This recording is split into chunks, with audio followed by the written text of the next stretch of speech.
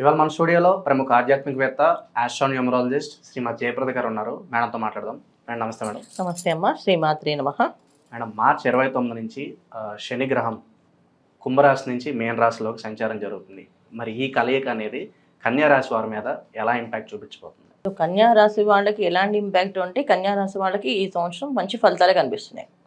శని భగవానుడి వల్ల వచ్చే లాభాలు కూడా వీళ్ళకి కనిపిస్తున్నాయి. ఏంటంటే ఎప్పటి నుంచో చాలా మందికి వ్యాపారాల్లో అభివృద్ధి రావట్లేదు, వ్యాపారంలో సాధించలేకపోతున్నాం, బొదుగు అనేది కనిపించట్లేదు, వ్యాపారం ఉంచాలా ఉంచొద్దా, షాప్ పెట్టాలా పెట్టద్దా, అసలు తీసేయాలా, ఏమైనా చేద్దామా చేయకూడదా అని తర్జన భజన అనేది జరుగుతూ ఉంది.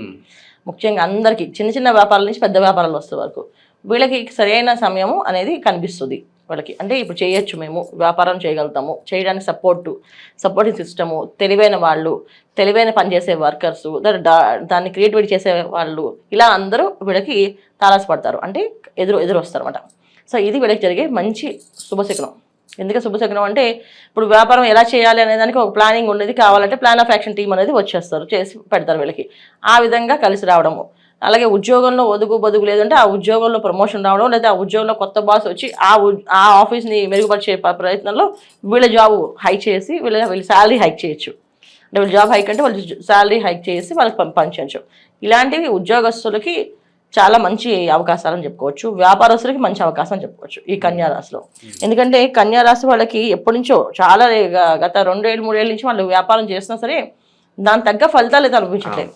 చేస్తారు, కష్టపడుతున్నారు, పొద్దున్న లేస్తారు, పనులు చేస్తారు, అన్ని ఎటువంటి మార్పు, ఎటువంటి దాంట్లో లోటుపాట్లు లేకుండా చేస్తారు. అయినా సరే ధనం చేతిలో ఉండదు. ఇప్పుడు ధనం కనిపించడము, ఆస్తులు ఏదైనా కొనుక్కోవడము, దానివల్ల ఏదైనా వాహనాలు కొనుక్కోవడం, గృహాలు కొనుక్కొని, స్థలాలు కొనుక్కునే అవకాశం కన్యా రాశి వాళ్ళకి కనిపిస్తుంది. ఇంకా ఆరోగ్యపరంగా ఎలా ఉండబోతుంది మేడం? ఆరోగ్య విషయం చాలా జాగ్రత్తగా ఉండాల్సింది. ఎందుకంటే ఎంత బ్రహ్మాండంగా మనం ఎంత పని స్పీడ్గా పెరుగుతుందో అంత ఆహార నియమాలు తగ్గిపోతుంటాయి.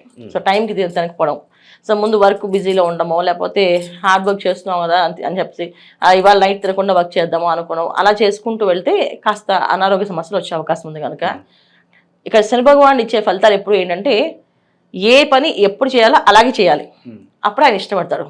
ఇప్పుడు టైంకి 12ంటికి భోజనం చేయాలనుకోండి, 12 నుంచి 1 గంట లోపు భోజనం చేయాలి.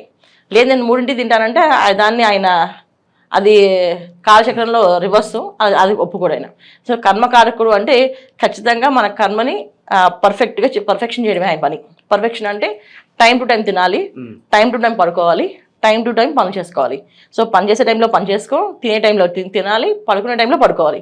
కానీ దీన్ని ఆపోజిట్లో చేశారంటే తినాల్సిన టైంలో పని చేస్తూ, పడుకోవాల్సిన టైంలో పని చేస్తూ ఉంటే మాత్రం అనారోగ్య సమస్యలు అనేది చాలా దీర్ఘంగా వస్తాయి. అవి రావడం అనేది ఎంత వచ్చాయంటే అవి తగ్గడం కూడా కష్టమే. అలాంటి సమస్యలు వచ్చే అవకాశం ఉంది. కనుక జాగ్రత్త అనేది ముఖ్యంగా బయట ఆహారాలు తినకుండా ఉండడం చాలా ముఖ్యం. అయితే శని భగవాన్ ఒక అనుగ్రహం కావాలి అంటే ఆయిల్ ఫ్రైస్ని తగ్గిస్తే చాలా మంచిది వాళ్ళకి. సో ఆయిల్ ఫ్రైస్ మొత్తం తగ్గించాలి. తర్వాత శనివారం ఆదివారం శాకాహారాన్ని పూజించాలి. నాన్ వెజ్ అనేది జోలికి వెళ్ళకూడదు. శనివారం చాలా మంది తినరు, ఆదివారం కూడా తింటుంటారు, ఆదివారం కూడా తినకూడదు. ఈవెన్ ఎగ్ కొని తినకుండా ఉంటే వీళ్ళకి లాభం అనేది కనిపిస్తుంది. లేకపోతే దానివల్ల కాస్త సమస్య రావడం, దానివల్ల కాస్త ఇబ్బంది పడడం. ఇప్పుడు ఆఫీస్లో మంచి మీటింగ్ ఉంది, ఏర్పాటై స్పీడ్గా వెళ్ళాలి, కానీ పొద్దున్న నేను లేవలేపారు, లేచిన తల తిరుగుతుంది, తలనొప్పి వస్తుంది, అటెండ్ అవ్వలేపారు, పోయినట్టే కదా, సో అక్కడ నష్టం అయినట్టే కదా. ఇలాంటి చిన్నపాటి పనులు అవి చూడడానికి చిన్నగా అనిపించినా అది పెద్దగా ఇబ్బంది పెట్టే అవకాశం ఉంది. కనుక జాగ్రత్త పడడం చాలా అవసరం. ఇంకా మేడం విద్యార్థులు, నిరుద్యోగులు వీళ్ళ పరిస్థితి ఎలా ఉండబోతుంది? విద్యార్థులకి మంచి అవకాశం. అంటే విదేశాల్లో ఉండే వాళ్ళకి, విదేశాలు వెళ్దాం అనుకునే వాళ్ళకి, విదేశాలు చదువుకుని సెటిల్ అవుదాం అనుకునే వాళ్ళకి మంచి మార్గం వచ్చి అక్కడ వీళ్ళకి మంచి, అంటే వీళ్ళని రిసీవ్ చేసుకోవడం కానీ, వాళ్ళు అక్కడ ఏదో యూనివర్సిటీ అనుకుంటే ఆ యూనివర్సిటీ వీళ్ళకి అనుకూలంగా మారడం కానీ, చాలా మందికి పాపం ఫీజులు తక్కువలో వచ్చే అవకాశం కానీ, బ్యాంక్ లోన్స్ వచ్చి పాపం వెళ్ళడానికి అవకాశం కానీ జరిగే అవకాశం ఎక్కువ కనిపిస్తుంది. అయితే ఉద్యోగస్తులకు ఉద్యోగం రావడం అనేది జరుగుతుంది. అయితే ఇక్కడ వాళ్ళకంటే కూడా విదేశాల వాళ్ళకి చాలా ఎక్కువగా లాభం కనిపిస్తుంది. ఉగాది కొత్త సంవత్సరం కాబట్టి కొత్త స్థలాలు, కొత్త ఫ్లాట్లు కొనుక్కుందాం అని చెప్పి ఆశపడుతూ ఉంటారు. మరి అటువంటి వారికి ఎలా ఉండబోతుంది? అంటే ఉగాది నుంచి రాదు వీళ్ళకి, కానీ ఉగాది నుంచి స్టార్ట్ అవుతుంది. కొనుక్కుందాం అనుకునే ఏవైతే ఉన్నాయో ఖచ్చితంగా ఉగాది నుంచి ప్రయత్నం ప్రారంభం చేస్తే అవుతుంది. వెంటనే ఉగాదికి లోపు అయిపోవాలంటే అవ్వదు. ఎందుకంటే శని భగవాన్ ఎప్పుడు కూడా మన జాతకంలో మనకు చెప్పేది గోచార ఫలితాలు. సో జన్మజాతకంలో అలాంటి గృహయోగం ఉంది, ఖచ్చితంగా గృహం వచ్చి తీరుతుంది. సో ఆ గృహం ఎలాంటి గృహాలు వస్తాయి ఆయన ఇస్తే? లక్ష్మీ గృహాలు అంటారు వాటిని, లక్ష్మీ స్థలాలు అంటాం. చూడండి, ఒక లక్ష్మీ వాహనాలు అంటాం. అంటే ఒక ఈ కారు కొన్న గురించి మీకు కలిసి వచ్చిందండి, ఏమిటో తెలియదు. ఆ కారు ఈఎంఐ ఈజీగా వెళ్ళిపోయింది. తర్వాత ఆ కారులో ఏ ప్రయాణం చేసినా అది సానుకూలంగా చాలా హ్యాపీగా జరిగింది. అలాగే ఆ కార్లో ఏ పని అనుకున్నా ఆ పని అయిపోతుండేది అని అనుకుంటారు. అలాగే ఒక ఇల్లు కొంటే ఈ ఇంట్లో వచ్చిన నుంచి మాకు అందరికీ అన్ని శుభాలు జరుగుతున్నాయి, ఇంట్లో అందరికీ మంచి మంచి వార్తలు వింటున్నాం అని అంటారు. అలాగే ఒక స్థలం కొంటే ఆ స్థలం ఒక వేళ విశేషం ఇంకో 4-5 స్థలాలు కనిపిస్తుంటుంది, అది లక్ష్మీ స్థలాల కింద. సో శని భగవాన్ ఇచ్చే స్థలాలైనా ఆస్తులైనా అలా ఉంటాయి. సో అలాగ వచ్చే అవకాశం కన్యా రాశి వాళ్ళకి కనిపిస్తుంది. అలాగే వైవాహిక జీవితం ఎలా ఉండబోతుంది? సంతానం కోసం ఎప్పటి నుంచో ఎదురు చూసే వాళ్ళకి ఏదైనా మంచి ఫలితాలు ఉండబోతున్నాయి? సంతాన భాగ్యం యోగం బాగుంది, వైవాహిక జీవితం కూడా చాలా బాగుంటుంది. కాకపోతే ఏంటంటే వీళ్ళకంటే కొంచెం మెచ్యూర్డ్ పర్సన్స్ భార్యాభర్తల మధ్యలో భార్యకు బాగా తెలివితేటలు రావడమో లేకపోతే భర్తకు బాగా తెలివితేటలు రావడమో జరుగుతుంది. సో మళ్ళీ ఏంటంటే ఉద్యోగ విషయంలో వచ్చినప్పటికీ భర్త కంటే భార్యకి ప్రమోషన్ రావచ్చు. సో ఎందుకంటే కన్యా రాశి ఒక అమ్మాయి అయితే అమ్మాయికి ప్రమోషన్ వచ్చి మంచి జాబ్లోకి వెళ్ళొచ్చు.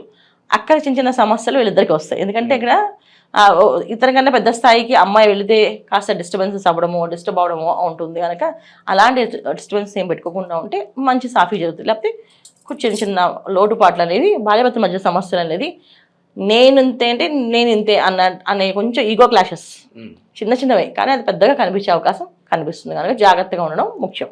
ఇంకా మెరుగైన ఫలితాలు పొందడానికి ఈ రాశి వారికి ఏదైనా రెమెడీస్ ఉంటే తెలియజేయండి. తప్పకుండా. కన్యా రాశి వాళ్ళు ఖచ్చితంగా ప్రతి నెల పౌర్ణమి రోజున వీళ్ళు ప్రతి పౌర్ణమికి ఒక క్షేత్రానికి వెళ్ళి దర్శనం చేసుకుని రావడం, ఏదో ఒక క్షేత్రానికి, ఏ క్షేత్రం పర్లేదు, ఆ క్షేత్రానికి కాస్త కాలనడక ఉండేటట్టుగా ప్రదక్షిణాలు చేసే విధంగా, సో ప్రదక్షిణాలు చేయడం, అక్కడ నిద్ర చేయడం, అలా విధంగా చేసుకోవచ్చు. మన యాదగిరి నరసింహస్వామి గుడికైనా, అహోబిలమైనా, శ్రీశైలమైనా, తిరుపతి అయినా ఎక్కడికైనా వెళ్ళచ్చు. ఒక క్షేత్రానికి వెళ్ళే అవకాశం చూసుకోండి. అలా వెళ్ళలేని పరిస్థితిలో పౌర్ణమి ఆ రోజున ఆ చంద్రుడు ఒక వెలుగులు ఏదైతే కాంతి పడుతుందో ఆ కాంతి ఉన్న గుళ్ళో ప్రదక్షిణాలు చేయడం కూడా కలిసి వస్తుంది. అంటే ఆ కాంతి ఏదైతే ఏ గుళ్ళో వెన్నెలు పడుతుంది కదా, వెన్నెలు పడే గుళ్ళు కొన్ని ఉంటాయి, ఆ ప్రాకారం చుట్టూ మనం తిరుగుతుంటే పైన చంద్రమా కనిపిస్తుంటుంది. అలా ఉండే గుళ్ళో ప్రదక్షిణాలు చేస్తూ ఉంటే కూడా అన్యోన్య దాంపత్య జీవితం అంటే ఎటువంటి మధ్యలో చిన్న చిన్న మనస్పర్ధలు ఉన్నా లేదు, ఇది ఉద్యోగం పరంగా అది అలా పెట్టుకొని మీ ఇద్దరు మాత్రం మంచిగా అండర్స్టాండింగ్తో ఉండాలి అనే ఒక తత్వం మనకు అనిపిస్తుంది. పిల్లలు మాట వింటారు. సో భార్యాభర్తల మధ్యన సఖ్యత, పిల్లల మధ్యన సఖ్యత ఉంటుంది. తర్వాత బంధువులు స్నేహితులతో సఖ్యత అనేది ఉంటుంది. కాస్త అంత ఇబ్బందులు వచ్చేది ఈగో క్లాషెస్ అనేది ఏం లేదు. వీళ్ళకంటే పెద్ద స్థాయిలో ఉంటారు వాళ్ళు, ఆ పెద్ద స్థాయి తట్టుకోలేకపోవడం అది జరుగుతుంది. మన దాకా సలహాలు అడిగిన వాళ్ళు ఇవాళ వీళ్ళే సలహా ఇచ్చే స్థాయికి వచ్చేసారంటే తట్టుకోలేరు కదా. అలాంటి సిచ్యువేషన్స్ జరిగే అవకాశం ఉంది కనుక ఇవి చేస్తూ ఉంటే అది కొంచెం సద్దుమణం అయిపోయి బాగుంటుంది. జనరల్ శని భగవానుడు అంటే మనం ఏదైనా శనేశ్వరుడు అనగానే భయపడుతుంటాం, ఇది ఇలాంటి శని ప్రభావం వస్తుంది, అర్ధాష్ట శని వస్తుంది, అష్టమ శని వస్తుంది అని చెప్పేసి. సో ఎక్కడ మనుషులు ఎక్కడ ఎవరు ఏది క్రమశిక్షణ పెట్టరు, మనలో ఉన్న ఒక రూపం ఏదైతే ఉందో అది బయటపడుతుంది. సో ఆ మనలో ఉన్న రూపాలు ఏంటంటే చాలామందికి మంచితనం అనేది కొంతమందికి ఉంటుంది, కొంతమందికి చెడు లక్షణాలు ఎక్కువగా ఉంటాయి. సో చెడు లక్షణాలు కమ్మి దాచిపెట్టేసి మంచి రూపంలో వేసుకుంటూ నడిచే వాళ్ళందరినీ ఆయన ఆ చెడు రూపాన్ని బయటపెడతాడు. అలాగే మంచి లక్షణాలు ఉన్న వాళ్ళకి ఆ మంచి రూపానికి ఒక గుర్తింపు అనేది ఇస్తాడు. అది శని భగవానుడు చేసే మెయిన్ క్రమశిక్షణ. కర్మకారకుడు అంటే కర్మని మన కర్మ అనేది ఏంటి అంటే మన గత జన్మలో చేసుకున్న కర్మని ఎలా చేసుకున్నామో ఈ జన్మ తీసుకుంటాం. ఈ జన్మలో మనం చేయాల్సిన పనులు ఏవైతే ఉన్నాయో అది ఆయన చేపిస్తాడు ఖచ్చితంగా. ఒకరు కష్టపడుతున్నారు, బాగా ఇబ్బంది పడుతున్నారు, అధిక కష్టం ఎక్కువగా ఉంది అంటే వాళ్ళు అలా పడి తర్వాత అదృష్టాన్ని అందుకోవాలన్నమాట. అందుకని ఆ కష్టం పడేలాగా చేస్తాడు ఆయన. అందుకే కష్టపెట్టాడు అని అనుకోకూడదు. ఆ కష్టం ఒక విలువ తెలిస్తేనే మనకు ఆ సుఖం విలువ తెలుస్తుంది. సో ఒకసారి కష్టపడ్డాము అంటే ఈ కష్టానికి సుఖం అనేది వస్తుంది అని అర్థం. అందుకని ఆ విలువ తెలియడానికి ఆయన చేస్తుంది. అందుకే శని భగవానుడు రావడం అంటే ఒక విధంగా ఒక బాధ్యతగా తీసుకొని మనం మారడానికి ఒక అవకాశము, మనం మారుదాము అనుకుంటే చాలా బ్రహ్మాండమైన ఫలితాలు కనిపిస్తాయి. శని భగవానుడు ఎప్పుడు కూడా ఎవరికైనా సరే వాళ్ళకి కావాల్సిన జాతకంలో వాళ్ళకు ఉండే యోగాన్ని ఇవ్వడం తప్ప ఆయన కొత్తగా ఏమి పక్క నుంచి చేర్చి ఏమి ఇవ్వడు. వాళ్ళ యోగంలో ఏదైతే ఉందో అది పూర్తిగా పరిపూర్ణంగా అనుభవించడం చేస్తాడు. మన జాతకంలో మనం కష్టపడే అవకాశం ఉంది, రాసి ఉంది అంటే కష్టపడతాం. లేదు మన జాతకంలో అదృష్ట యోగం ఉంది అంటే ఖచ్చితంగా అదృష్ట యోగాన్ని అందుకుంటాం. ఈ అదృష్ట యోగానికి ఈ తర్వాత ఈ కష్టపడడానికి కారకుడు ఎవరంటే శని భగవానుడు కర్మకారకుడు. సో అందుకే ఆయన మకర రాశికి కుంభరాశికి అధిపతి అంటే కర్మస్థానం, లాభస్థానం. సో జనరల్గా మనం చూసుకుంటే 10వ స్థానం 11వ స్థానం అవుతుంది. 10వ స్థానం అంటే కష్టపడడం ఎలాగో, 11వ స్థానం అంటే లాభపడడం ఎలాగో. అంటే 10వ స్థానంలో కష్టపడడం నేర్పిస్తే తర్వాత సుఖపడి చూపిస్తాడు ఆయన.